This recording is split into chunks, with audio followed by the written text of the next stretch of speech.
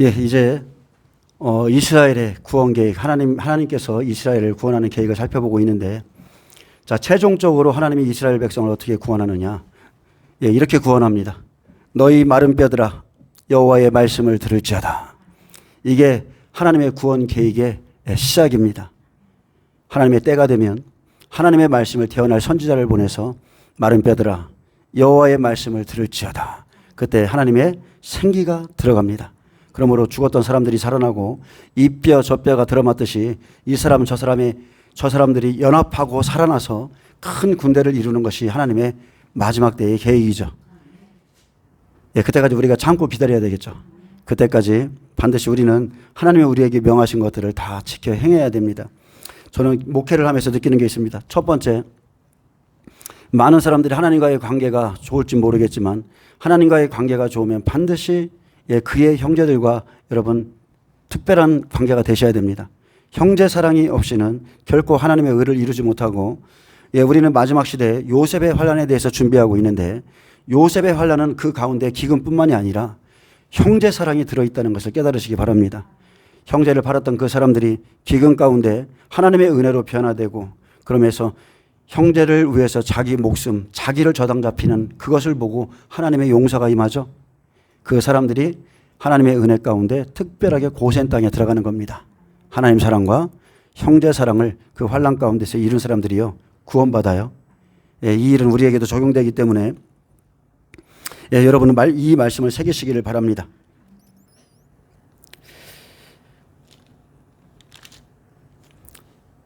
요한일서, 계시록을 쓴 요한 사도가 이렇게 말했습니다. 형제들아, 세상이 너희를 미워해도 이상히 여기지 말라. 우리는 형제를 사랑함으로 사망에서 옮겨 생명으로 들어간 줄 알거니와 사랑하지 아니하는 자는 사망에 머물러 있느니라. 그 형제를 미워하는 자마다 살인하는 자니 살인하는 자마다 영생이 그 속에 거하지 아니하는 것을 너희가 아는 바라. 그가 우리를 위하여 목숨을 버리셨으니 우리가 이로써 사랑을 알고 우리도 형제들을 위하여 목숨을 버리는 것이 마땅하도다. 여러분, 이렇게 사시길 축복합니다. 여기에 있는 이 지극히 작은 자 하나에게 한 것이 내게 한 것이다. 그게 예수님의 명령이에요. 그런데 하나님은 사랑한다면서 보이는 바 그 형제를 아끼지 않는다면 여러분의 사랑은 거짓입니다. 목숨을 다해서 지금 우리에게 주신 내 형제의 지체들을 사랑하시기를 축복합니다. 지금 오늘 보니까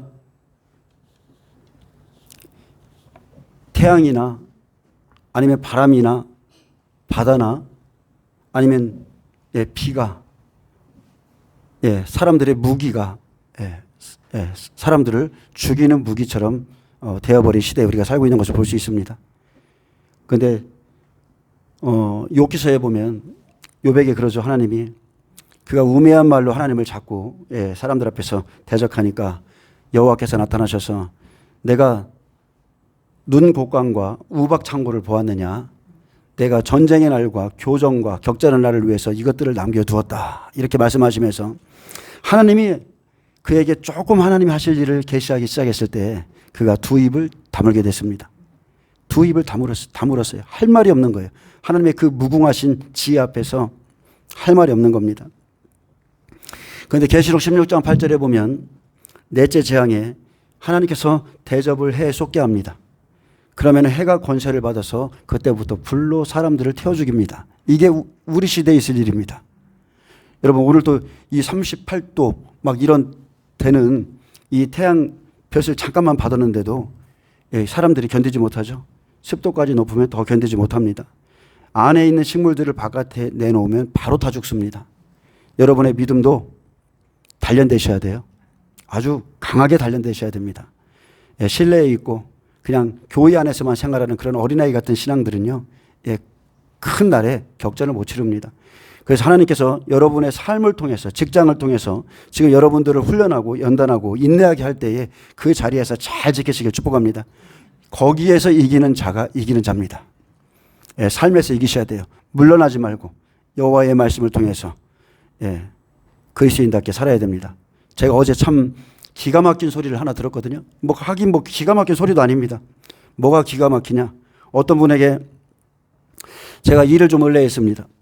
그래서 이 사람도 교회 다니고 그런다고 했더니 그분이 갑자기 정색을 하는 거예요. 정색을 하더니 그러면 지금 나에게 맡기실 일이 이게 교회 일입니까? 물어보는 거예요. 아, 그건 아닙니다. 그렇게 했더니 그분이 그래요. 내가 이제까지 일해봐도 근데 그분의 말은 제가 경험한 것과 거의 맞습니다. 저도 그랬으니까. 저도 그런 일을 겪어봤으니까. 그리스도인들은요. 다 하나님의 은혜야. 뭐든지 하나님의 은혜로 때우려고 그래. 너무나 잘못된 거거든요. 그분이 저한테 이렇게 말씀했어요. 제가요. 이 일을 하려고 절에 들어가면 거기에 주지 스님이 있습니다. 주지 스님이 말 한마디 하면 모든 일을 한순간에 끝납니다. 근데 교회는 안 그래요. 교회는 말을 하면 여기서 권사가 튀어나오고 장로가 튀어나오고 누가 튀어나와서 이 일을 할 수가 없다는 거예요. 그래서 이게 교회 일이냐고 물어보고 딱 그래서 아니라고 그랬어요. 그런 일이 아니라고 그랬습니다. 이게 세상 사람들이 바라보는 교회의 모습입니다. 영적인 권위도 없고 질서도 없고 없어요. 네, 없습니다. 자기의 생각과 뜻이 살아서 이렇게 할게요. 저렇게 할게요. 무엇이 한마디만 떨어지면 순종하는 게 아니라 다 그런 사람들이 대부분이에요. 실제적으로 저도 목회자가 되기 전까지 일을 했는데 저도 각각 정말 수많은 사람들을 만났거든요. 근데 그런 경험을 저도 많이 했어요. 그리고 실제적으로 그런 소리도 많이 들었고 제일 많이 돈 뛰는 게 교회라는 거예요. 그래서 제가 그분이 말한 그 말의 의미를 압니다. 그만큼 지금 기독교가 도덕적으로 타락했다는 거죠. 다 하나님의 은혜로 해. 그냥 누군가 그냥 교회를 시키든 무엇을 시키든 기독교인이라고 그러면 조금 돈도 덜 주고 하나님의 은혜로 해. 이런 거 많습니다. 여러분 절대 그렇게 하시면 안 됩니다. 제가 이제 오늘 이제 하나님의 이스라엘에 대한 구원 계획을 마치려고 했는데 오늘 다는 못 맞출 것 같아요. 그래서 한 번은 딱 더 하겠습니다. 다 더 하고 이제 인재앙에 대해서 이제 설교를 하겠는데 에스겔 11장과 또 에스겔 36장 24절에서 28절에 보면 마지막 때 하나님의 약속이 주어져 있습니다. 자, 무슨 약속이냐? 이스라엘의 독립을 약속하고 복음을 주어서 그들을 성결하게 할 것이며 율법을 제하고 복음을 쫓아오는 자가 하나님의 백성이 될 것이라는 약속입니다. 그리고 이것을 내가 이루겠다 하셨습니다. 그래서 에스겔 36장 29절에서 38절에 보면 이스라엘 땅에 돌아온 뒤부터 다시 설명하죠. 영원한 구원을 위해서 이스라엘 백성에게 생명의 말씀을 주어 재앙이 임하지 않게 합니다. 자, 29절 보겠습니다. 내가 너희를 모든 에스겔 36장 29절에 보면 내가 너희를 모든 더러운 데서 구원하고 곡식이 풍성하게 하여 기근이 너희에게 닥치지 아니하게 할 것이며 여기서 모든 더러운 데서 구원하시겠다는 것은 하나님이 원치 않는 곳, 율법을 고집하며 살던 곳이 더러운 곳이죠. 예수님이 오셨는데 율법을 고집하고 있다면 그 장소가 더러운 것이고요. 자, 이 시대에는 그들은 우상을 숭배하는 행위로 그 땅을 더럽혔고 또한 자기 심령도 더럽혔습니다. 진리를 떠난 자들의 특징이 뭔지 아세요? 자기만의 성이 있다는 거죠. 자기들만의 성, 자기 생각의 성들이 있습니다. 근데 그 성을 쌓으면 쌓을수록 여러분 헤어나오기 힘듭니다.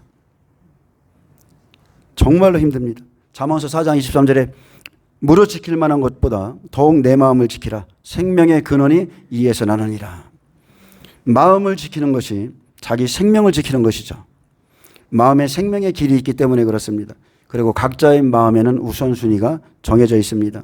대부분의 사람들은 하나님을 따르기보다 자기 마음을 따르죠. 그리고 자기 마음을 지키지 못함으로 하나님을 따르다가도 생명에서 벗어납니다. 정말로 사람의 마음만큼 간사하고 더러운 게 없습니다. 오죽했으면 검은 머리 짐승은 거두지도 말라고 했겠습니까? 모든 더러운 데서 구원하는 것은 각국에 흩어지게 하기 전에 모든 종교적이고 도덕적인 범죄를 가리킵니다. 구원한다는 것은 그러한 모든 죄악과 또 율법을 고집하며 살던 죄악에서 다시는 그 죄악의 심연에 빠지지 않도록 철저하게 보호하고 완전하게 보존하겠다. 그래서 건져서 구원하시겠다는 하나님의 강한 의지를 반영하고 있습니다. 자, 구원하고 곡식이 풍성하게 하여 어떤 구원이에요? 회개하고 돌아온 자들에게는 생명을 주어서 육으로 지켜줍니다. 곡식은 단단한 식물, 장성한 자의 말씀이고, 자, 이건 영어로죠. 그리고 그날의 이방인 두 중인의 말씀은 영이요 생명의 말씀입니다. 그래서 하나님의 구원의 손길은 영육간의 곡식이 풍성함으로 기근이 닥치지 않습니다. 아멘.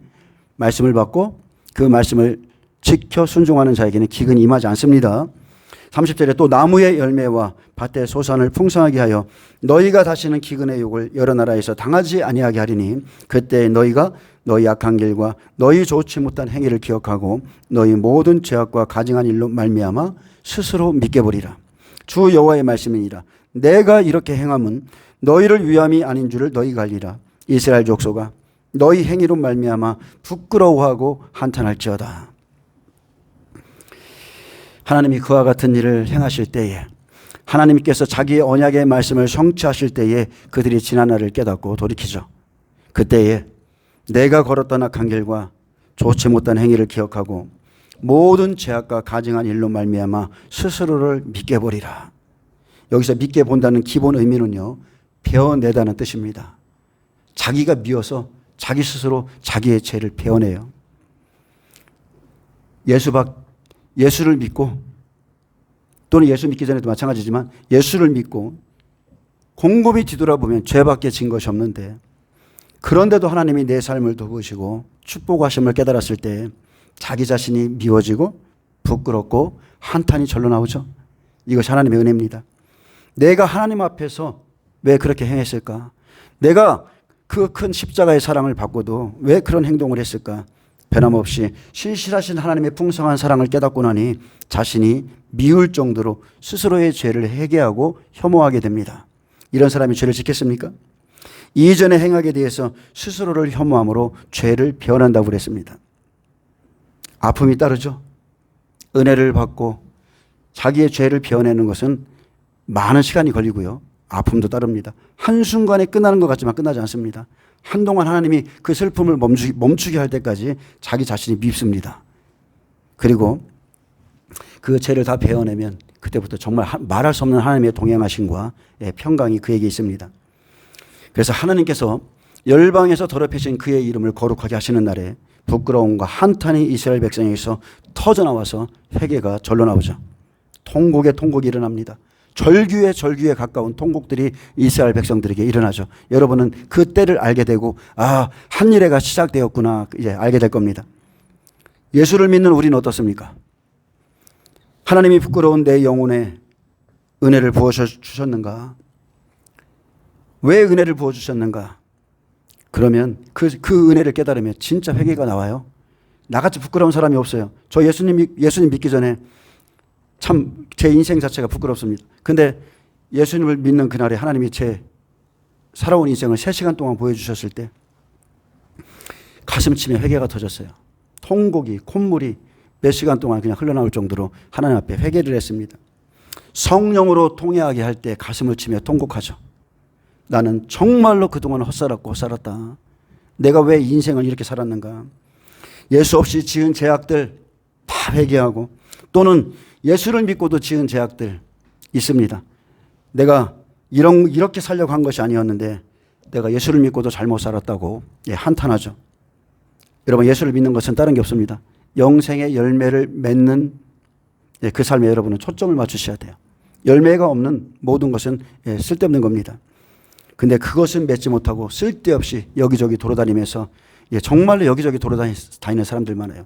하나님 앞에 엎드려 헌신하고 하나님을 섬기고 그의 형제들 지체들을 돌보는 일에는 관심이 없고 여기 갔다 저기 갔다 엉뚱한 것만 쫓아다니며 살았던 것이 나중에 하나님의 은혜를 깨달으면요, 철저하게 한탄이 듭니다.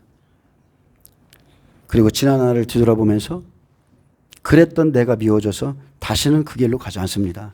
이게 진짜 구원받은 사람입니다.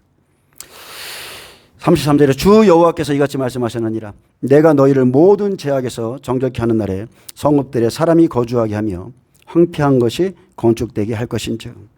자, 1에서 15절까지가 새로운 땅에 대한 회복을 말씀하셨다면 이제 선민으로서의 회복을 성취시켜 주겠다고 하셨습니다. 내가 너희를 모든 죄악에서 정결케 하는 날에 그랬죠. 이런 날이 와요, 안 와요? 이스라엘 백성 구원할 때가 옵니다. 이 날 하나님이 정해놓으셨어요. 시와 때를 다 정해놓으셨어요. 사람들의 심령을 건축할 때가 7째인이죠. 그래서 나팔절과 속죄절에 죄악에서 정결하게 하는 일이 일어납니다. 그때 성읍들의 사람들이 거주하게 하며 이스라엘 백성들을 구원할 때에 많은 사람들이 돌아옵니다. 대표적으로는 14만 4천이 나오고 그들로 인해서 또한 자기 민족 가운데 60배와 30배가 구원을 받습니다. 그리고 황폐한 것이 건축되게 할 것인즉, 자, 황폐된 것, 율법으로 무너져 황폐해진 심령이 그날 복음으로 다시 건축되죠. 심령의 재건축, 예수를 만나면 심령이 재건축됩니다. 성령이 오시면 심령이 재건축돼요. 통곡하며 기도할 때에 자기의 덕을 세운다고 그랬죠. 덕이라는 게 다른 게 아닙니다. 자기의 심령을 건축하는 게 덕입니다. 하나님께서 원하시는 것은 여러분 율법 성전처럼 46년이나 지었던 그 율법 성전처럼 크고 아름다운 성이 아니라 사람의 내면의 모습을 주님이 보고자 하는 거예요. 아멘. 보이는 것을 보이는 저 성전의 아름다움을 통해서 너희 마음 안도 이렇게 아름다운가? 너희 내면의 정원은 어떤가? 지금 딱 그걸 보는 거예요.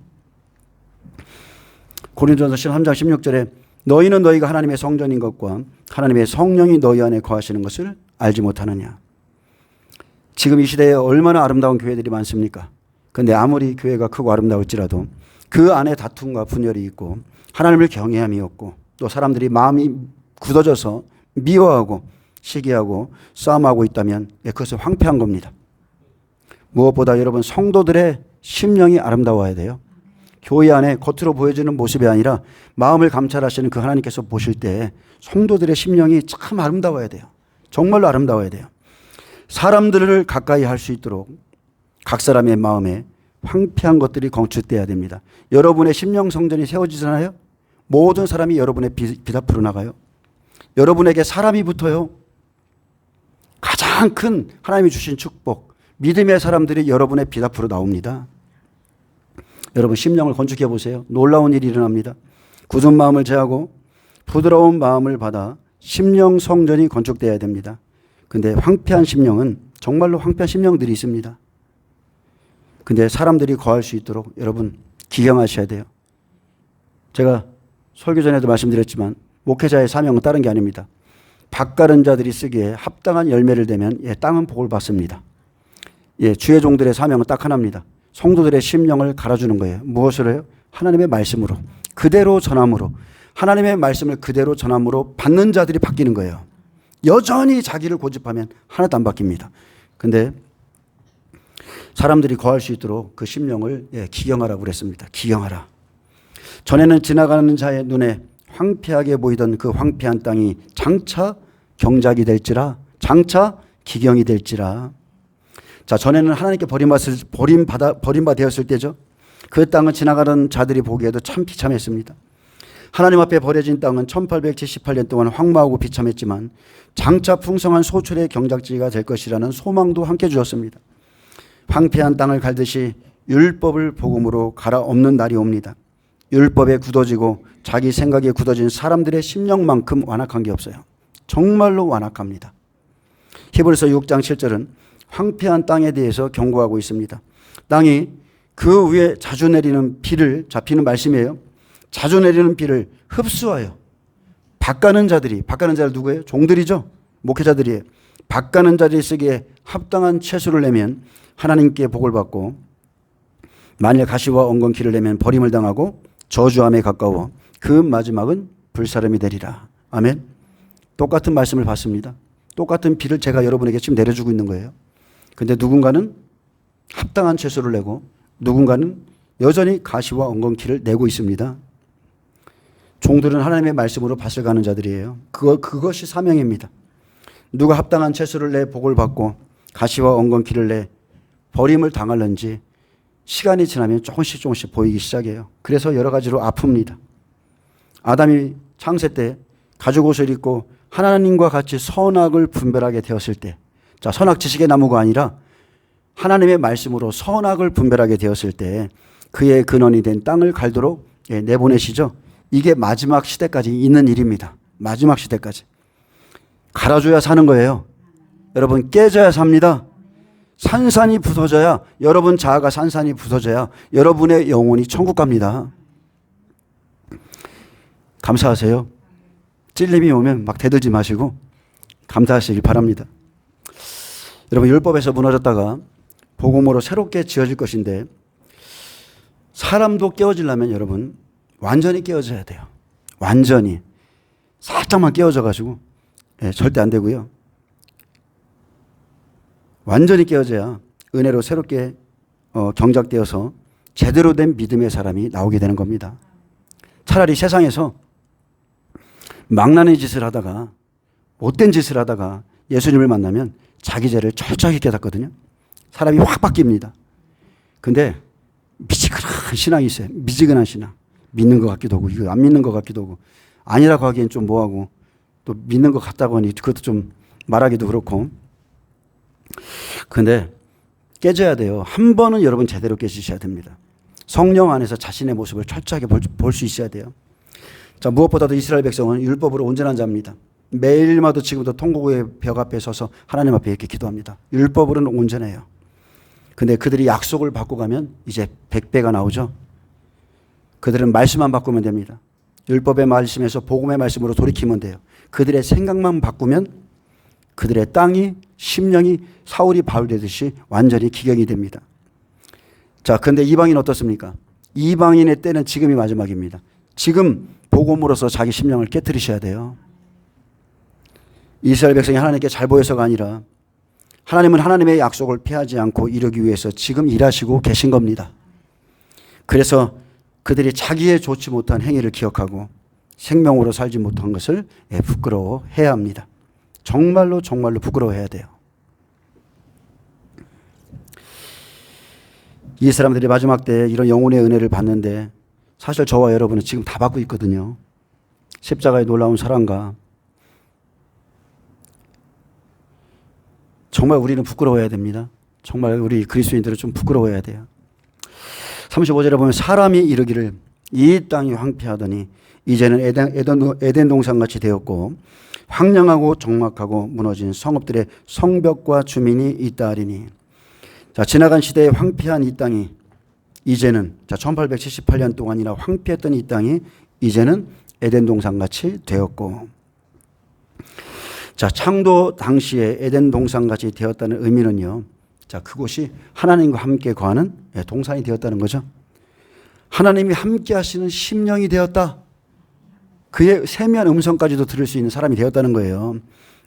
여러분, 에덴 동산은 인간을 위해서 주신 특별한 장소입니다. 하나님이 거니시는 곳이고, 자, 교회가 그런 곳이죠. 예수 그리스도의 몸, 이곳이 예수님이 거니시는 곳이에요. 계속 걷고 있습니다. 주의 성령이 이곳에 계속 운행하고 계세요. 그래서 이곳은 그분과 교제하며 음성을 들었던 곳으로 이제 다시 하나님의 임재가 회복될 것을 말하고 있습니다. 지나간 시대에 황량하고 적막하고 무너진 성읍들에 이제는 사람들이 하나님께 돌아와서 성벽 안에 주민이 하나님의 특별한 보호와 평안 속에 거하게 됩니다. 무엇보다도 14만 4천 휴거자들이 나오고요. 또 60배, 30배가 나오죠. 여러분, 땅이 변합니다. 에덴 동산같이 회복되는 거예요. 자, 여러분은 바뀌었습니까? 여러분이 바뀌고 있는 거 느껴지세요? 지금 이 시대에 지금 영적인 기류가 바뀌는 게 느껴지십니까?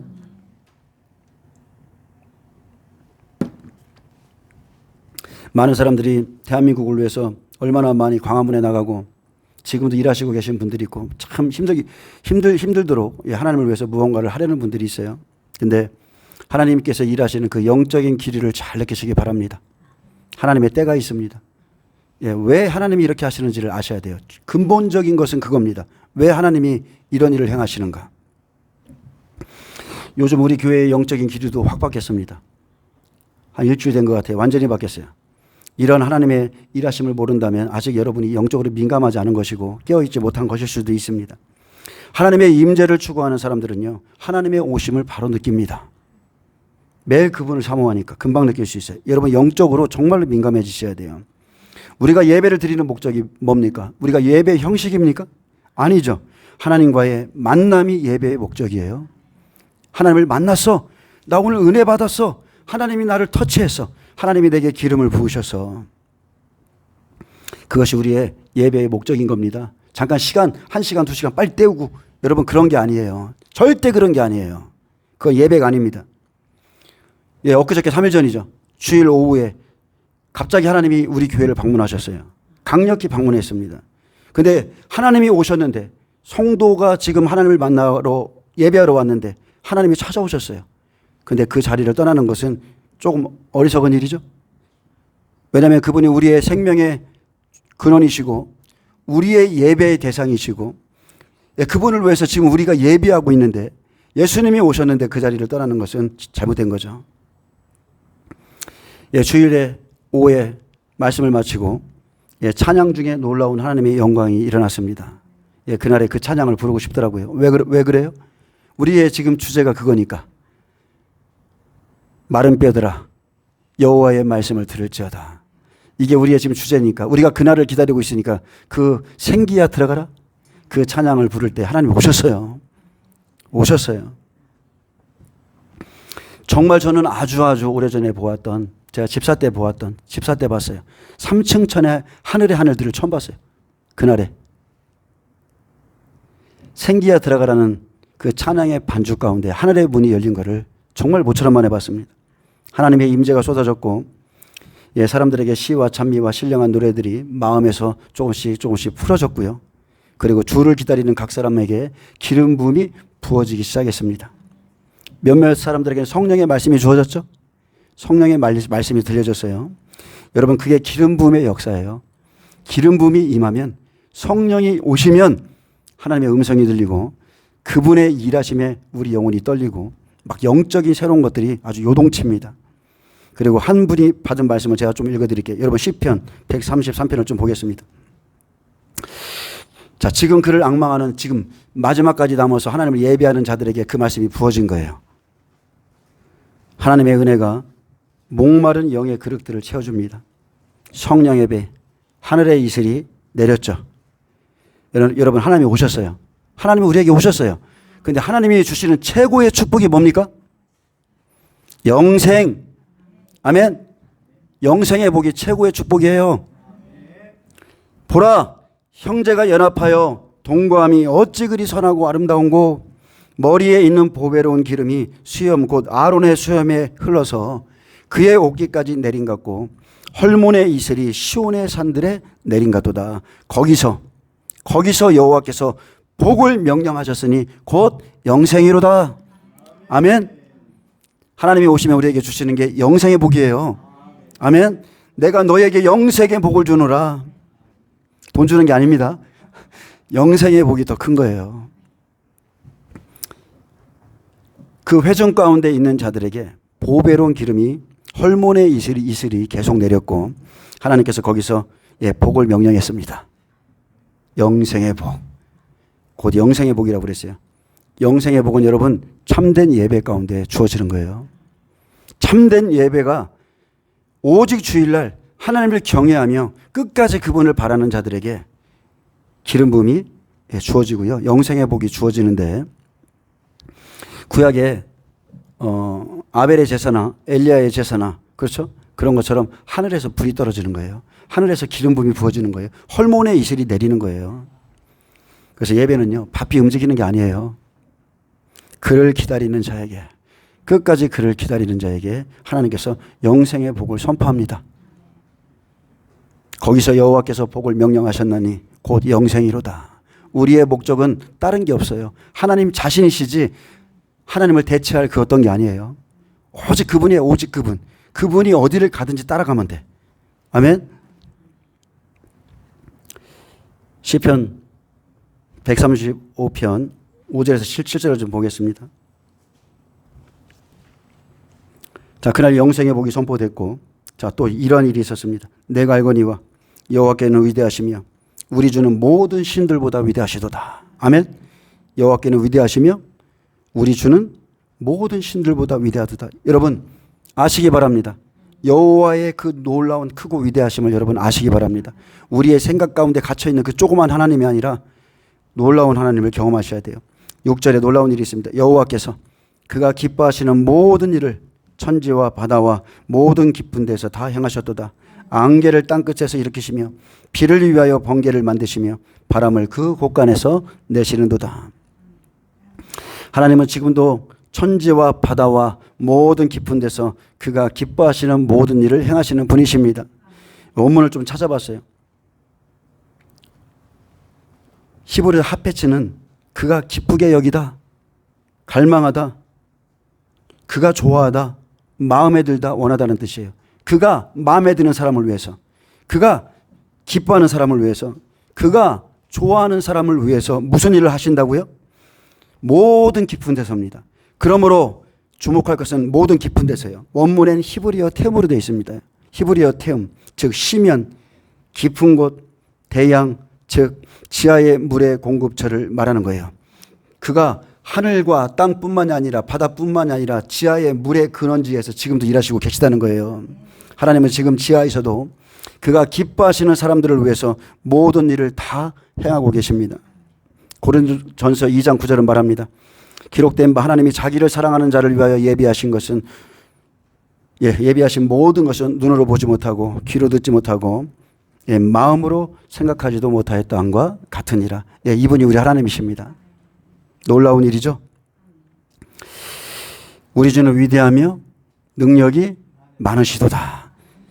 이것이 믿어지면 여러분 위대하신 하나님을 알게 돼요. 하나님은 정말로 놀라우신 분입니다.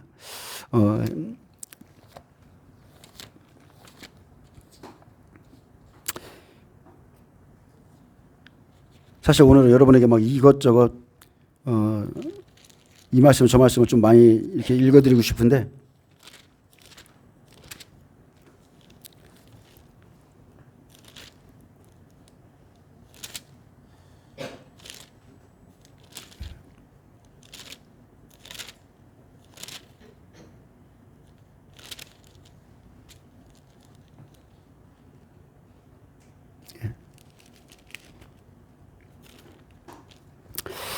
자, 시편 147편에 보면 그가 별들의 수요를 세시고 그것들을 다 이름대로 부르시는 듯 있습니다. 하늘에 있는 별 하나하나에 다 이름이 있고요. 이 땅에 사는 또 주의 종들에게도 하나하나에 다 이름을 하나님이 기억하고 계십니다. 우리 주는 위대하시며 능력이 많으시며 그의 지혜가 무궁하시도다. 여호와께서 겸손한 자들을 붙드시고 악인들은 땅에 엎드려 들이시는도다. 감사함으로 여호와께 노래하며 수금으로 하나님을 찬양할지어다.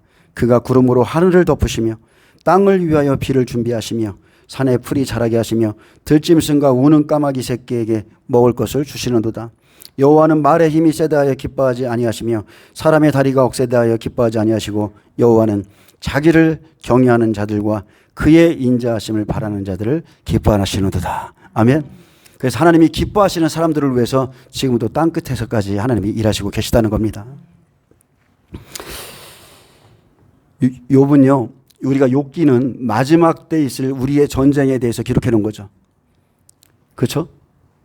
나팔절, 에스라 느헤미야 뒤에 욥기가 나옵니다. 마지막 때 전쟁, 이방인들이 치러야 될 영적 전쟁에 대해서 욥기가 기록됐어요. 사탄에게 넘겨주는 그때에 욥이 어떠한 시험을 받는가? 영적인 시험을 받죠. 사탄이 직접 그의 몸을 쳐요. 영적으로 실제 그렇습니다. 또 그에게 속한 새 친구들이 와서 말로 욥의 믿음을 흔들어 놓습니다. 그래서 그가 그의 친구들과 즉 마지막 때 거짓 선지자들과 진정한 자들의 믿음을 흔드는 거짓 선지자들이 나올 건데 그런 다툼 속에서 욥기가 끝나갈 때 보면 39장 40장 막 이쯤에서 보면요. 하나님이 자신의 위엄을 드러내실 때 욥이 고백합니다. 보소서 나는 비천하오니 무엇이라 주께 대답하리이까 손으로 내 입을 가릴 뿐이로소이다. 아멘. 왜 그렇습니까? 하나님을 알았기 때문에 그래요. 하나님의 위대하심을 진정으로 알았기 때문에 자기 입을 꾹 닫는 겁니다. 할 말이 없어요. 근데 우리는 하나님을 알지 못하기 때문에 하나님을 두려워하지 않기 때문에 이상한 일을 하고 싶은 말 하고 막 그렇게 하죠. 여러분 제가 조금만 읽어드릴까요?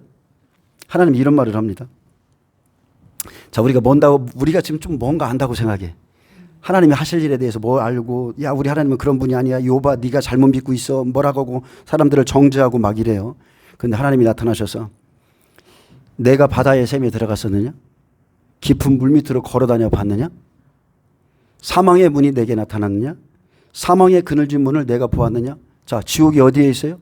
바다 깊이 땅 밑에 있어요. 성경은 이곳뿐만이 아니라 땅 밑 이 지구 안에 지옥이 있다고 말해요. 성경은 그렇게 쓰여 있습니다. 네가 그곳에서 사망의 그늘진 분을 봤어? 땅의 넓이를 내가 측량할 수 있어? 내가 그 모든 것을 다 알거든 말할지니라. 어느 것이 광명이 있는 곳으로 가는 길이고 어느 것이 흑암이 있는 곳으로 가는 길이냐? 너는 그의 지경으로 그를 데려갈 수 있느냐? 그의 집으로 가는 길을 알고 있느냐? 내가 아마도 알리라. 내가 그때에 태어났으리니 너의 횟수가 많음이니라. 내가 눈 곳간에 들어갔었느냐? 우박 창고를 보았느냐? 내가 환난 때와 교정과 전쟁의 날을 위하여 이것을 남겨두었노라. 광명이 어느 길로 뻗치며 동풍이 어느 길로 땅에 흩어지느냐. 참 이것도 힘들어 죽겠는데 도대체가 측량할 수 없는 말씀을 지금 하나님이 하시는데 갑자기 하나님이 누가 사람 없는 땅에 사람 없는 광야에 비를 내리며 황무하고 황폐한 토지를 흡족하게 하여 연한 풀이 돋아나게 하겠느냐. 비에게 여러분 그런 생각 해보셨어요? 비에게 아비가 있느냐 이렇게 물어요. 하늘에서 지금 비가 내리는데 비에게 아비가 있느냐? 이슬방울은 누가 낳았느냐? 얼음은 누구의 태에서 났느냐? 공중의 서리는 누가 낳았느냐? 물은 돌같이 굳어지고 깊은 바다에 수면에 얼어붙느니라. 내가 묘성을 메워서 묶을 수 있느냐? 삼성의 띠를 풀 수 있어? 너는 별자리들을 각각 제때에 이끌어낼 수 있고 북두성을 다른 별들에게 이끌어갈 수 있느냐? 내가 하늘의 궤도를 움직일 수 있어? 이런 말을 하면 복잡하지 않겠어요? 하나님이 나타나셔서 막 싸우고 있는데 이런 말을 하면 저 같아도 손으로 내 입을 가릴 뿐입니다. 여러분 이 하나님을 만나세요. 하나님 앞에 잠잠하는 겁니다. 그분은 우리를 광명이 있는 곳으로 인도할 수도 있고 우리를 흑암이 있는 곳으로 인도할 수 있는 유일한 분이세요. 그분 앞에 겸손하고 우리가 잠잠해야 되는 이유입니다. 자 36절에 보면 너희 사방에 남은 이방 사람이 나 여호와가 무너진 곳을 건축하며 황폐한 자리에 심은 줄 알리라. 나 여호와가 말하였으니 이루리라. 구원받은 이방 사람을 들어서 무너진 이스라엘 사람들 심령을 짓는 것이 마지막 때의 일이죠. 이 회복은 이스라엘에게 어떤 의로움이 있어서 이루어지는 것이 아님을 깨달아야 됩니다. 이스라엘에게 얻어질 유익을 위한 것이 아니라 하나님의 거룩하신 이름을 위한 회복이고 그 이름 때문에 이스라엘에게도 주어진 회복이라는 사실을 깨달아야 됩니다. 그래서 할 말이 없는 거예요. 나 여호와가 무너진 곳을 건축하며 황폐한 자리에 심은 줄을 알리라. 내가 말하였고 이루리라. 이방인 두 증인이 그날 들어가서 복음으로 나팔을 불어주죠. 하나님이 움직이시는 거예요. 무너진 곳이 건축되고 황폐한 곳을 세워줍니다. 그래서 33절에 36절까지 경작하고 믿음의 집을 짓고 복음이 들어가는 약속이 있죠. 에스겔 36절 37절에 주 여호와께서 이같이 말씀하셨느니라. 그래도 이스라엘 족속이 이같이 자기들에게 이루어 주기를 내게 구하여 할지라. 내가 그들의 수요를 양떼같이 많아지게 하되. 하나님이 이스라엘 백성을 일방적입니다. 일방적으로 구원한다는 약속을 주셨고 이 약속은 성취될 것이지만 그래도 이스라엘 족속이 이같이 자기들에게 이루어 주기를 내게 구하여야 할지라 했습니다. 여러분에 대한 하나님의 계획이 있지만 여러분이 기도하셔야 돼요. 구해야 되는 겁니다. 하나님께서 약속을 주셨어도 약속을 믿는 자에겐 자발적인 헌신을 촉구했습니다. 그래도 내게 구하라. 믿고 기도하라. 이루어지길 구하라. 겸손히 간구하라. 구원한다는 약속이 있을지라도 구하여야 이루어집니다. 자기들에게 이루어 주길 구하고 말씀에 순종함으로 이스라엘이 구속사에게 동참할 것을 요구했습니다. 구하라. 그리하면 내가 그들의 수요를 양떼같이 증가하게 되리라. 자, 수요. 이스라엘에서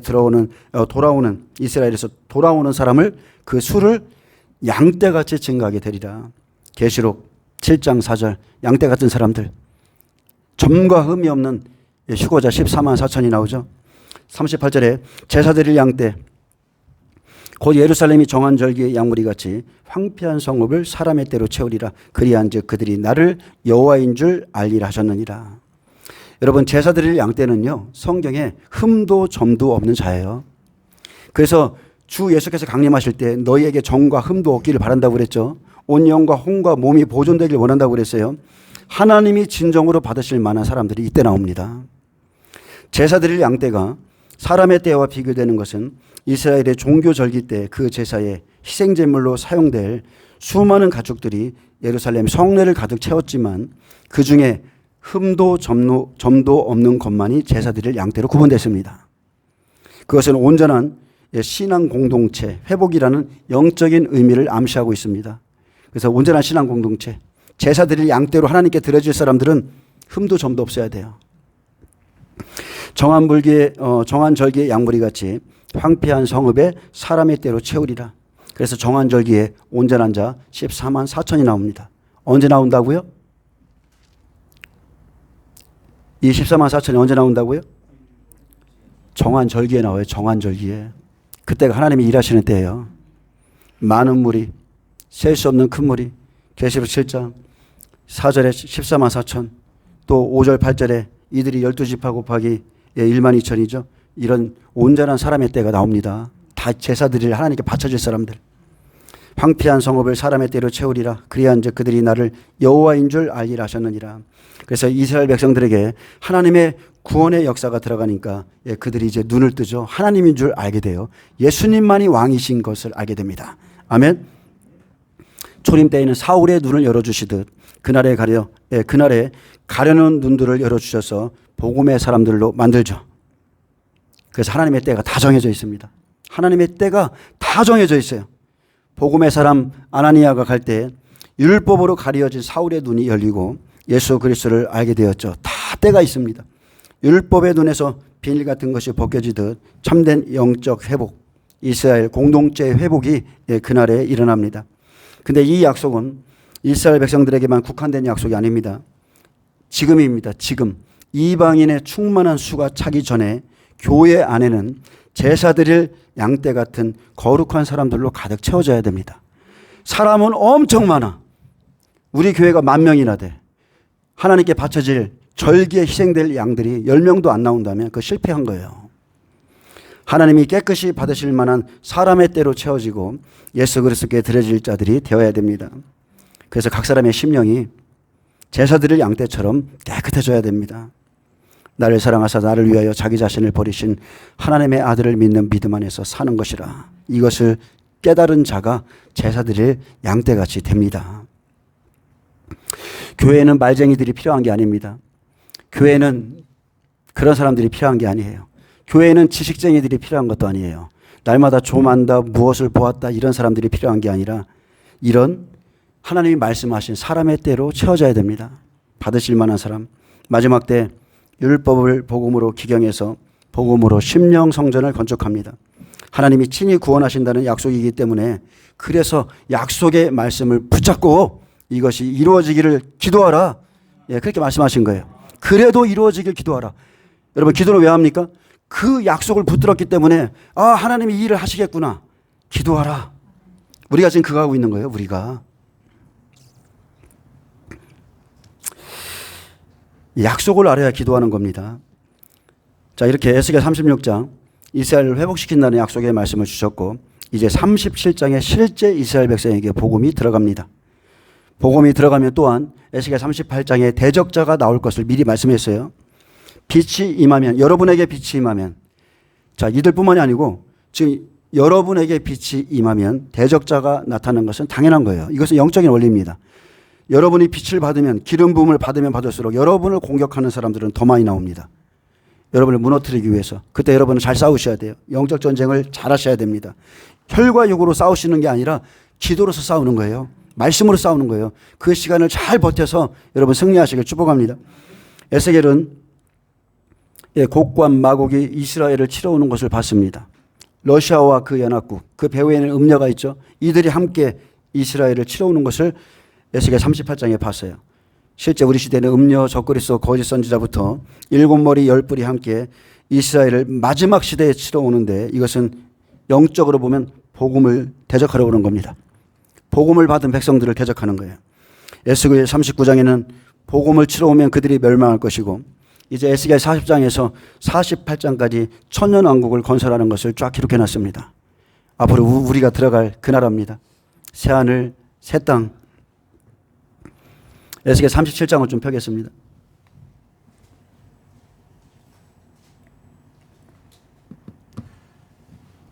예, 종말에 이스라엘 백성에게 복음이 들어갑니다. 이스라엘의 회복은 하나님의 말씀을 대언하는 날부터 시작됩니다. 언제부터요? 이스라엘의 회복이 언제부터요? 하나님의 말씀을 대언하는 날. 이방인 두중인에게 권세를 줘서 여호와의 말씀을 대언하는 그날부터가 이스라엘의 구원이 시작되는 겁니다. 그날 마른 뼈가 살아날 것이고 다윗이 왕이 되어서 유다와 이스라엘 두 막대기가 통일되어 하나가 됩니다. 이 일을 사람이 이룰 수 있다는 것은 잘못된 생각이에요. 이 일은 하나님이 하시는 거예요. 여러분이 아무리 노력하셔도 이 일을 할 수 없어요. 종말에 이스라엘이 회복되어 한 목자 아래 있게 되는 것을 그 누구보다도 예수님이 더 기다리고 계세요. 하나님이 기다리고 계십니다. 이 일을 사람이 앞당기거나 할 수 있다고 생각하는 것은 완전한 오만입니다. 하나님은 분명히 정하신 시간에 이방인 두중인을 선택해서 1260일에 권세를 주셔서 이 일을 이룰 것이라 하셨고 뼈에게 회복이 있을 것이다. 뼈가 살아날 것이다. 기둥만 남아있는 그 뼈, 율법만 고집하던 그 뼈들이, 그 골격들이 다시 한번 은혜를 받아서 살아날 것이라고 그랬습니다. 그래서 뼈 자체는 죽어있는 상태이고 그 속에 생기가 들어가야 살아날 것이라고 말씀했어요. 여호와의 말씀. 여호와의 말씀이 들려지면 다 살아납니다. 이 생기는 이스라엘 백성에게 주신 언약의 말씀입니다. 그게 살아나게 하는 거예요. 하나님이 친히 하십니다. 자, 에스겔 37장 1절 본문 보겠습니다. 여호와께서 권능으로 내게 임재하시고, 자, 임재하셨다는 것은 지금 존재하고 계시다는 거예요. 우리가 임재하소서 임재하소서 그러죠. 예, 이곳에 존재하시는 겁니다. 그래서 그의 영으로 나를 데리고 가서 골짜기 가운데 두셨는데 거기 뼈가 가득하더라. 하나님께서 성령으로 에스겔에게 임재하신 후 환상을 통해서 이스라엘 백성들의 영적인 상태를 보여줬습니다. 지금 교회의 7교회의 영적인 상태를 보여준 것과 똑같습니다. 심판이 선포된 그 골짜기에서 회복에 대한 환상을 보여주셨는데, 자, 뼈는 포로된 땅에서 그들이 처한 상황과 더불어서 신앙적 절망 가운데 빠져있는 이스라엘 백성들의 모습입니다. 종말의 여러 나라에서 고토로 돌아온 이스라엘 백성들의 모습이 뼈와 같습니다. 영은 죽어 있는데 육으로는 살아있기에 뼈가 가득한 모습으로 보여주었고요. 마지막 시대 사대교회의 모습과도 같습니다. 내가 내 행위를 나누니 내가 살았다는 이름은 가졌으나 실상은 죽은 자로다. 자, 이런 상태에 있는 자들이죠. 나를 그 뼈 사방으로 지나게 하시기로 본즉 그 골짜기 지면에 뼈가 심이 많고 아주 말랐더라. 뼈가 심이 많고 아주 마른 것처럼 그 죽음의 상태는 아주 오래되었습니다. 아주 오랫동안 말라버려 당시 포로된 자들의 내면의 모습은 실망과 수치를 당해서 완전히 시든 상태입니다. 그들의 내적인 상태는 작은 생명의 흔적조차 찾을 수 없는 극단적인 절망과 죽음의 상태를 암시합니다. 아주 오랫동안 율법으로 살았어요. 아주 오랫동안 하나님을 바라며 살았습니다. 그런데 생명을 얻지 못해서 영적으로 받은 말씀이 없어서 완전히 말라버린 뼈와 같습니다. 마지막 때 아모스 선지자에게 경고했죠. 여호와의 말씀의 기갈에 대해서 경고했어요. 이 바다에서 저 바다로 아무리 옮겨 다녀도 젊은 처자와 모든 사람들이 다 쓰러질 거라고 그랬습니다. 말씀이 없어서 쓰러지는 거예요. 이들은 건국한 지 77년째나 되었지만 생명은 없고 여전히 뼈만 남아 있습니다. 복음이 아직 없어서 살았다 하는 이름은 가졌으나 죽은 자와 같습니다. 그가 내게 이르시되 인자야 이 뼈들이 능히 살 수 있겠느냐 하시기로 내가 대답하되 주 여호와여 주께서 하시나이다. 자, 이 일은요 하나님의 이적이 일어나기 전에 주신 질문입니다. 인자야 이 뼈들이 능히 살 수 있겠느냐. 이 말씀을 여러분의 환경 가운데 한번 적용해 보세요. 여러분 어려움을 겪고 있습니까? 살 수 있겠느냐? 다음 세대가 있겠느냐? 예, 하나님은 하실 수 있죠. 인간적인 안목으로는 결코 이루어질 수 없는 불가능한 사건을 반어법으로 강조해서 인자야 이 뼈들이 능히 살 수 있겠느냐 물으셨습니다. 그때 에스겔은 하나님께서 원하시는 일이라면 가능하고 또한 오직 하나님만이 그 일을 가능케 하시는 분이시기에 주 여호와여 주께서 아시나이다 라고 대답했습니다. 여러분 마른 뼈와 같은 이스라엘이 살아날 것을 믿으십니까? 우리 시대에 이 일이 일어나는 것을 믿으세요? 그러면 그들이 어떤 방법으로 언제 살아날 것을 여러분 알고 계십니까? 그때 여호와의 생기가 들어가는 것은 지금이 아니라 오직 하나님의 때, 앞으로 나팔절과 속죄절을 통해서 이 일이 일어나게 됩니다. 또 내게 이르시되 너는 이 모든 뼈에게 대언하여 이르기를 너희 마른 뼈들아 여호와의 말씀을 들을지어다. 뼈가 살아나는 방법이 구체적으로 기술되어 있죠. 아주 오랫동안 말라 있어서 생명이 없어서 생명의 흔적조차 없는 마른 뼈에게 필요한 것은 오직 여호와의 말씀밖에 없어요. 그래서 에스겔 선지자에게 너는 이 모든 뼈에게 태어나라 말했습니다. 너는 이 모든 뼈에게 태어나라. 너희 마른 뼈들아 여호와의 말씀을 들을지어다. 너희 마른 뼈들아 여호와의 말씀을 들을지어다. 하나님께 선지자 에스겔을 통하여 하나님의 말씀을 태어나게 하셨듯이 이 일이 나팔절에 두 증인을 통해서 일어납니다. 내 말이 영이요 생명이라. 여호와의 말씀이 생기죠. 여호와의 말씀을 들을 때 여러분 생기가 들어갑니다. 이스라엘은 율법의 하나님을 믿다가 버림받았기에 기둥인 뼈만 남아있고 그럼에도 하나님을 떠나지 않고 있으니 초림 때와 똑같이 예수님의 복음을 그 복음을 들어야 삽니다. 마른 뼈들이 살아난다는 것은 야 그들이 부활하나 봐 이런 뜻이 아니죠. 부활하는 것이 아니라 죽은 영이 살아나는 것을 보여줍니다. 부활은요 증인들이 살아나라 해서 살아나는 게 아니에요. 부활은 증인들이 부활시키는 것이 아니고 자 계시록 11장 11, 12절에 잘 나타나 있죠. 하늘로부터 큰 음성이 있어 이리로 올라오라. 하나님께서 친히 하십니다. 하나님께서 친히 하세요. 요한복음 6장 25절에도 죽은 자들이 하나님의 음성을 들을 때가 오나니 곧 이때라. 듣는 자는 살아나리라. 주의 말씀을 듣는 자는 여러분 다 살아납니다. 또 인자됨으로 말미암아 심판하는 권세를 주셨느니라. 이를 놀랍게 여기지 말라. 무덤 속에 있는 자가 다 그의 음성을 들을 때가 오나니. 그래서 마른 뼈와 같이 영이 죽은 자기 백성에게 하나님께서 친히 찾아가시는 날, 그날 하나님은 영이시니까 보이는 사람을 보내야 되겠죠. 그날 이방인 두 증인이 들어가서 율법을 복음의 말씀으로 외치면 그들이 받아들이고 여호와의 생기가 들어가라 명하신 그날에 그들이요 예수 그리스도를 영접합니다. 놀라운 일이죠. 하나님이 하시는 거예요. 오순절날 보세요. 기다리라고 그랬죠. 기다리라. 어떻게 기다리냐는 이제 각자의 목이고 떠날 사람도 있고 기다릴 사람도 있지만 성령이 임하시면 자, 지금 마지막 때 이제 요엘서의 후반부 성령이 이스라엘 백성에게 부어질 건데 하루에 한 사람 전도하기도 힘들어 죽겠어요. 그죠? 한 달에 한 사람은 어떤 때 지금 전도도 안 돼요. 근데 성령이 오시면 베드로의 말 한마디에 3,000명이 돌아오고 5,000명이 돌아오는 역사와 같이 똑같은 일이 일어나는 거예요. 주 여호와께서 5절에요.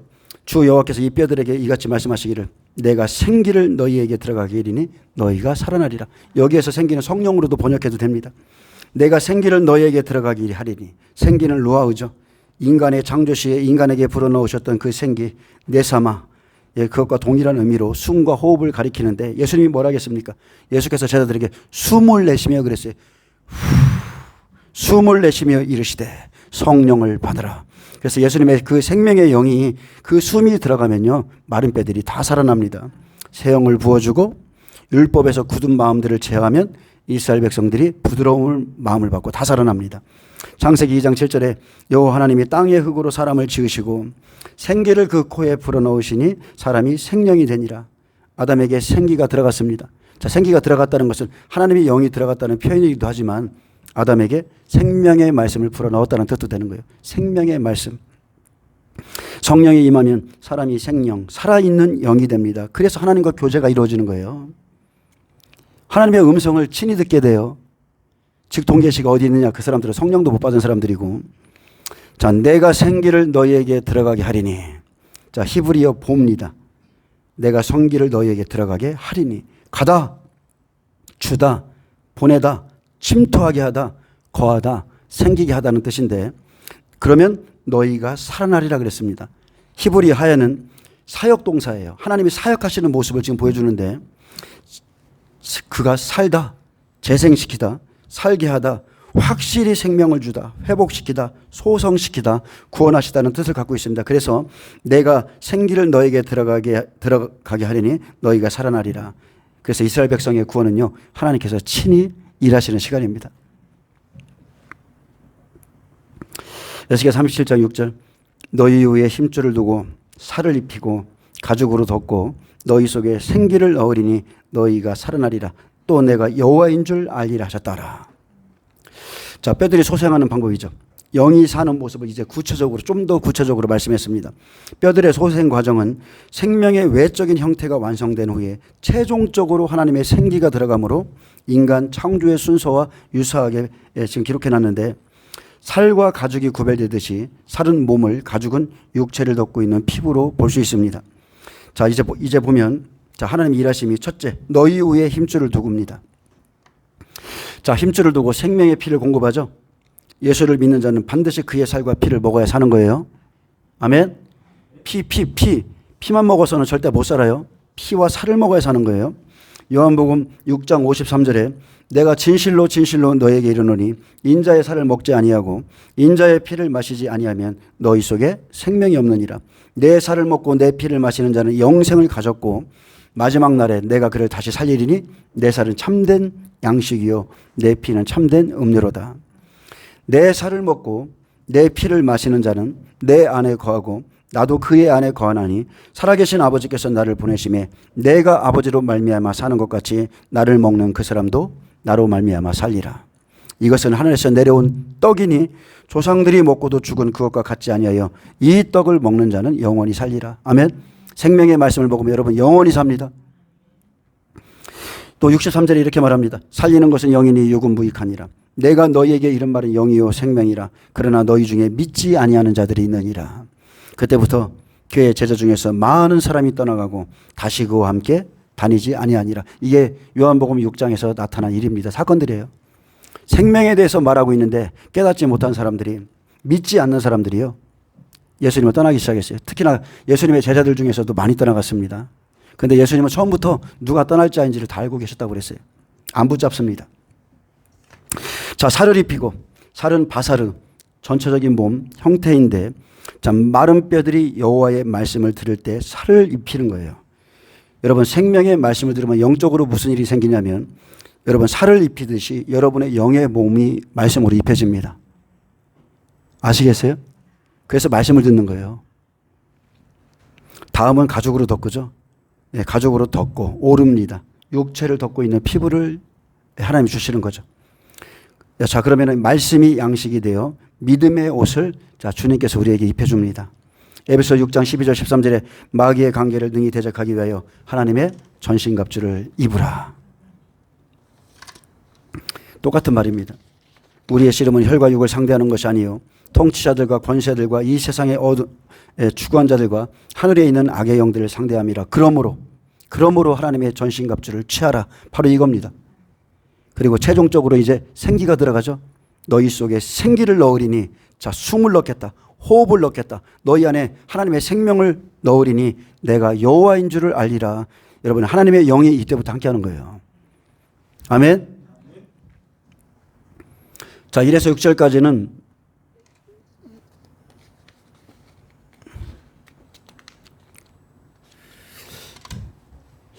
시간이 지금 많이 돼서 조금만 더 하겠습니다. 1에서 6절까지는 하셨다 하라 이렇게 약속을 준 것이고, 실제 살아나는 역사는 이제 이방인 두 증인이 하나님의 말씀을 대언할 때 일어납니다. 우리가 지금 계속 주목하고 있죠. 자, 7절에 이에 내가 명령을 따라 대언하니 대언할 때에 소리가 나고 움직이며 이 뼈 저 뼈가 들어맞아 뼈들이 서로 연결되더라. 에스겔이 명령을 따라 말씀을 대언하니 대언할 때에 뼈들에게서 소리가 나고 움직이기 시작했습니다. 여러분, 이거는 실제입니다. 하나님의 말씀을 여기서 대언할 때 뼈들이 맞아요. 여러분 안에서 뭔가가 소리가 나고 움직이기 시작하는 겁니다. 다리가 특히나 짧은 사람들, 다리야 자라나라, 그럼 나오죠. 명령을 듣고 나오는 거예요. 이건 당연한 겁니다. 여기에서 가장 중요한 거는 하나님께서 명령하라 할 때 하시면 돼요. 그러면 하나님의 명령을 따라 대언하면 그런 일들이 일어나는 것이고, 말씀을 대언할 때에 놀라운 사건이 생깁니다. 왜요? 하나님이 하시니까. 하나님이 그 마음을 품으셨으니까. 자, 소리가 나고 움직이며 그랬습니다. 두 증인이 권세를 받아 1260일 동안 예언할 때에 복음을 듣고 영접하는 자의 마음에 대한 비유인데, 이들이 하나님의 말씀을 듣고 순종함으로 뼈들이 제 위치를 찾아감으로 소리가 나고 움직이죠. 언어로 보면 소음입니다. 소음. 언어상 소음처럼 덜거덕거리며 이 움직이는 것은 이 사람들이 하나님의 말씀에 의해서 심령의 통해함으로 몸이 요동치는 것과 같습니다. 여러분 회개하는 사람들 봤죠?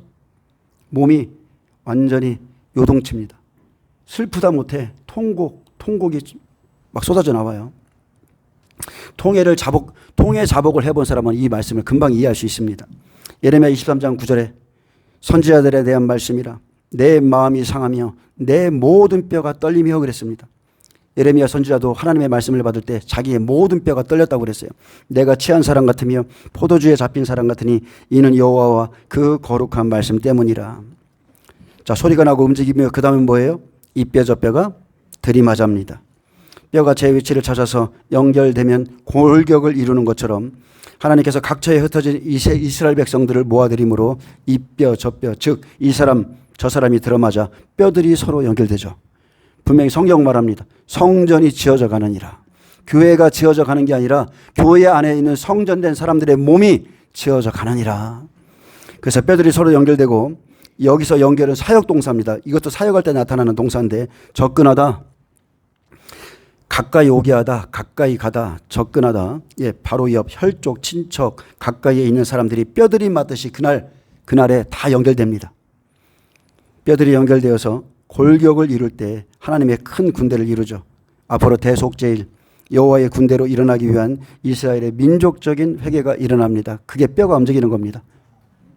뼈들이 맞아 들어가듯 한마음 한영이 되어야 되고요. 그때 하나님을 대적하던 모든 율법의 영들, 어둠의 영들, 그런 영들이 다 빠져나가죠.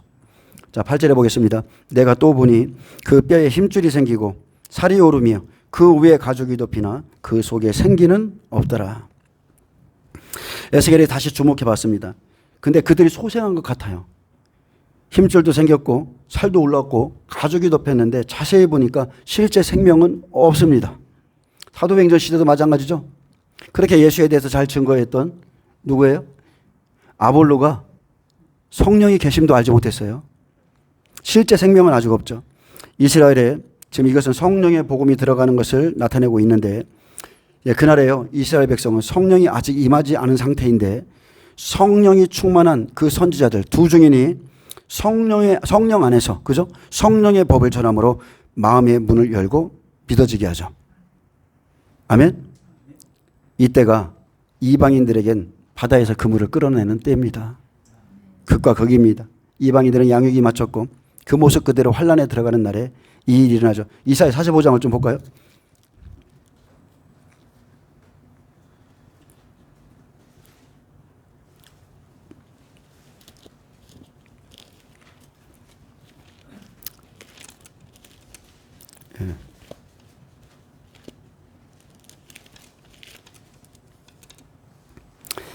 많은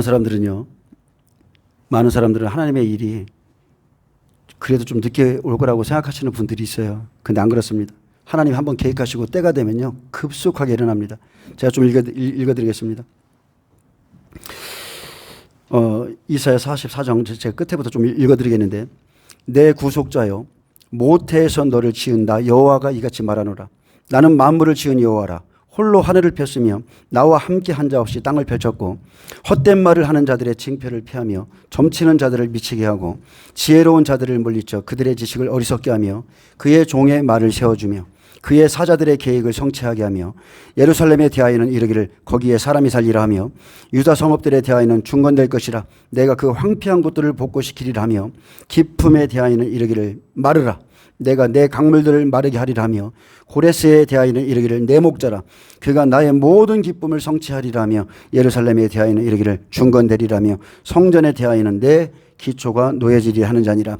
여호와께서 그의 기름 부음을 받은 고레스에게 이같이 말씀하시되 내가 그의 오른손을 붙들고 그 앞에 열국을 항복하게 하며 내가 왕들의 허리를 풀어 그 앞에 문들을 열고 성문들이 닫히지 못하게 하리라. 내가 너보다 앞서가서 험한 곳을 평탄케 하며 농문을 쳐서 부수며 세빗장을 꺾고 내게 흑암 중에 보아와 은밀한 곳에 숨은 재물을 주어 내 이름을 부르는 자가 여호와 이스라엘 하나님인 줄을 내가 알게 하리라. 아멘. 바로 이 일이 한순간에 일어납니다. 이 일이.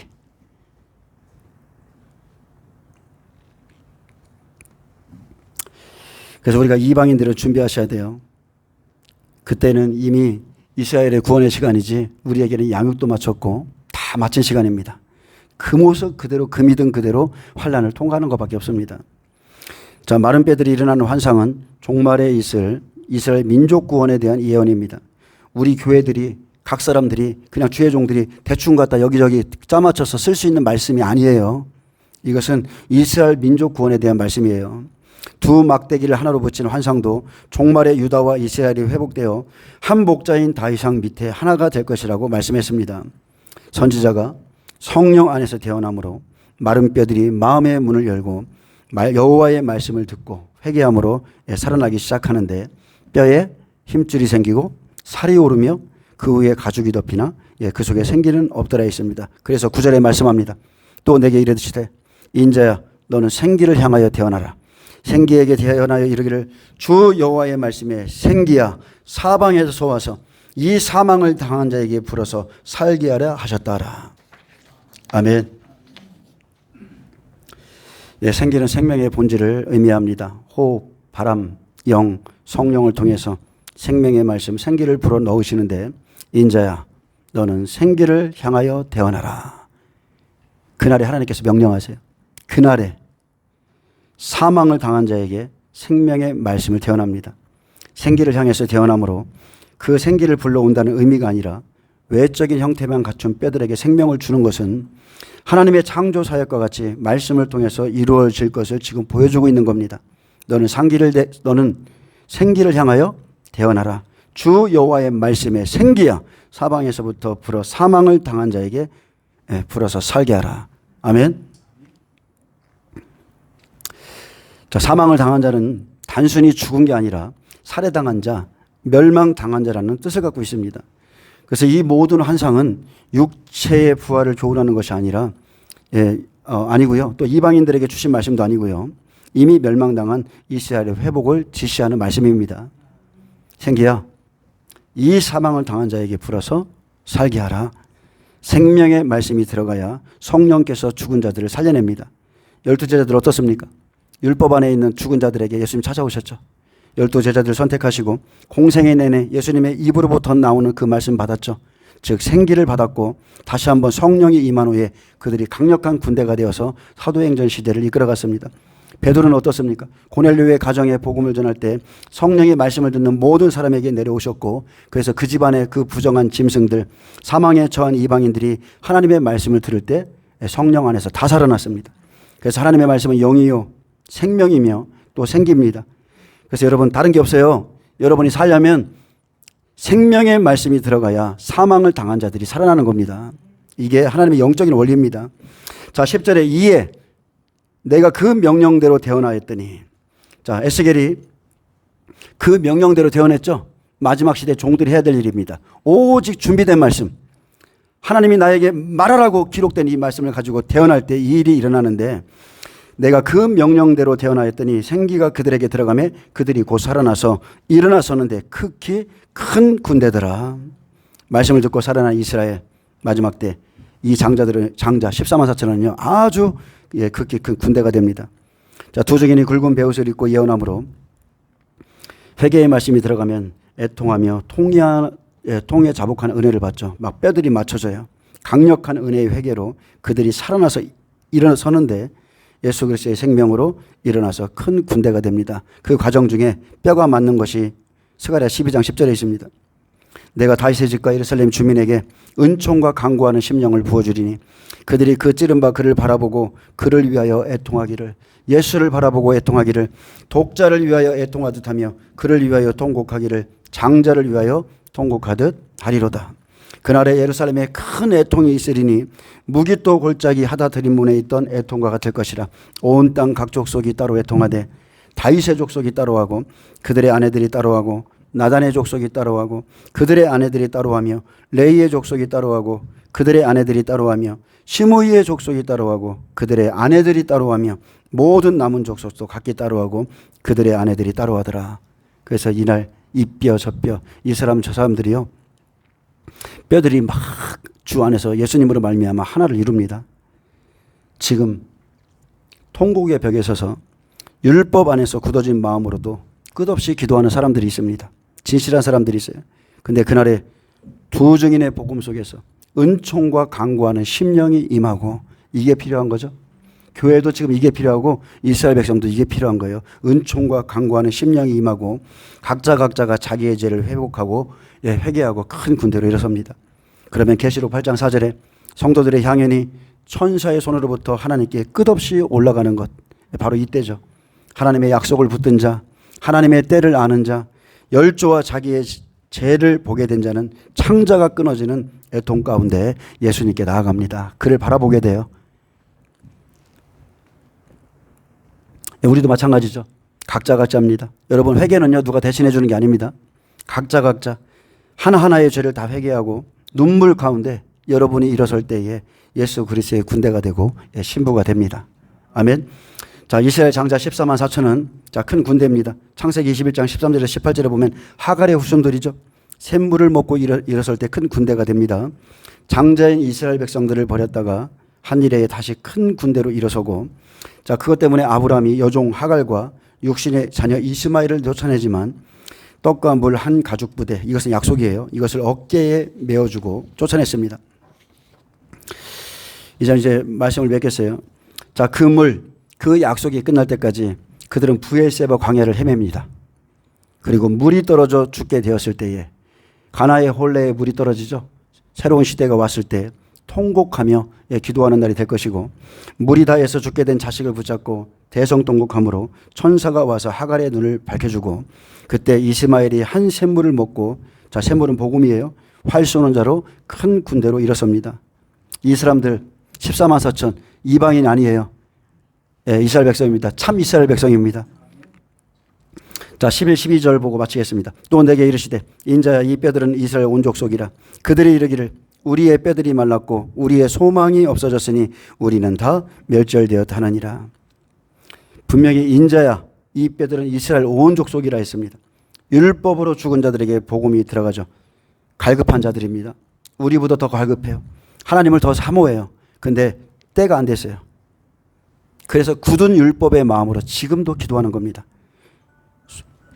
소망이 없고 죽은 뼈들이기 때문에 스스로 말합니다. 우리의 뼈들이 말랐고 우리의 소망이 없어졌으니 우리는 다 멸절되었다 하는 이 백성들한테 다시 한번 소망의 말씀을 주었는데 12절이죠. 그러므로 너는 대언하여 그들에게 이르기를 주 여호와께서 이같이 말씀하시기를 내 백성아 내가 너희 무덤을 열고 너희로 거기에서 나오게 하고 이스라엘 땅으로 들어가게 하리라. 아멘.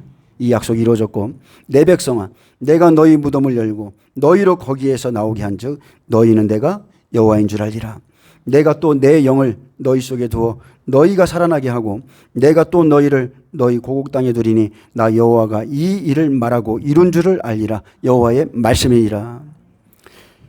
율법에서 버림받았다. 이스라엘 백성 돌아와서 복음을 듣고 성령을 받으면 예수님만이 구원자이심을 확실히 알게 되고 그때 내가 너희 무덤을 열고 너희를 이스라엘 땅으로 들어가게 하리라 하신 그 약속을 이루신 하나님, 내가 거기에서 나오게 한즉 너희는 내가 여호와인 줄 알리라 하신 그 하나님, 내가 내 영을 너희 속에 두고 살아나게 하고 내가 또 너희를 고국 땅에 두리니 나 여호와가 이 일을 말하고 이룬 줄을 알리라 하신 그 하나님을 알게 되죠. 얼마나 놀라운 날입니까? 그리고 이제 에스겔 38장으로 딱 넘어가죠. 이스라엘 백성들이 하나님께 온전히 돌아오면 이제 대적자가 나오는 거죠. 그때가 지금 우리가 지금 보고 있는 러시아가 이스라엘 치는 때예요. 예, 지금 우리는 그것을 보고 있습니다. 자, 기도하겠습니다. 예수님 감사합니다. 나 여호와가 이 일을 말하고 이룬 줄을 알리라 하신 하나님, 우리가 주님의 때를 잠잠히 믿음으로써 기다리며 또 이 인내의 말씀 굳게 붙잡고 우리로 승리의 길을 걸어갈 수 있도록 축복하여 주옵소서. 감사하며 예수님의 이름으로 기도합니다. 아멘. 하나님 앞에 영광 박수 올려드립니다.